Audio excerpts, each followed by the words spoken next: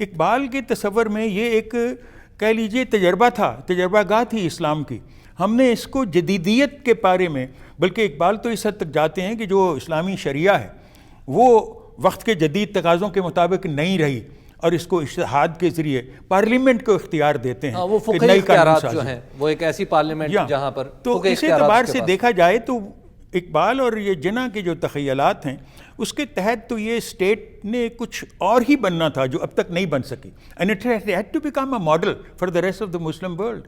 Professor صاحب، کیا 23 مارچ 1940 کو ہم ایک ایسے دن کے طور پر یاد رکھیں جہاں پر ایک پولیٹیکل سٹیٹمنٹ دی گئی تھی جس کے آگے کئی راستے ہو سکتے تھے؟ 23 مارچ کو ہمیں آج کے پڑھائی میں دیکھنا چاہیے. 23 مارچ ایک جو بڑی واضح چیز ہے جو ہم بھول رہے ہیں از 2010 23 مارچ.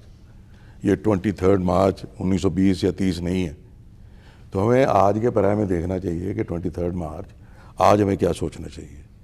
ایک تو یہ کہ اگر ماضی میں اچھا سوچا یا برا سوچا اس میں ہم کوئی تبدیلی نہیں لا سکتے، یا اسی بحث میں ہم بھی الجھے رہے ہیں.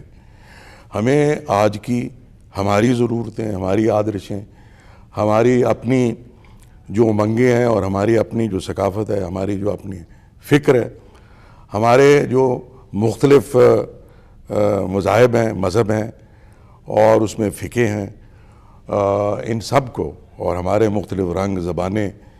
پاکستان ایک صرف یہ 4 بڑی نیشنلٹیز کا تو ملک نہیں ہے کہ سندھیوں اور پنجابیوں کا اور بلوچوں کا اور پختون کا. یہاں پہ 110 زبانیں بولی جاتی.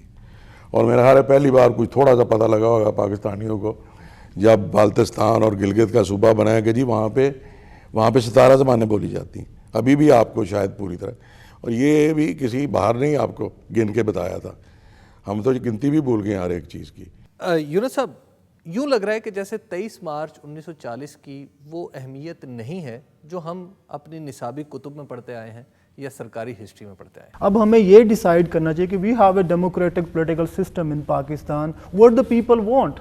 If they want a religious state, okay, you can give them a religious state. If they want a secular state, then it is acceptable to all of us. And it should be acceptable to all of us.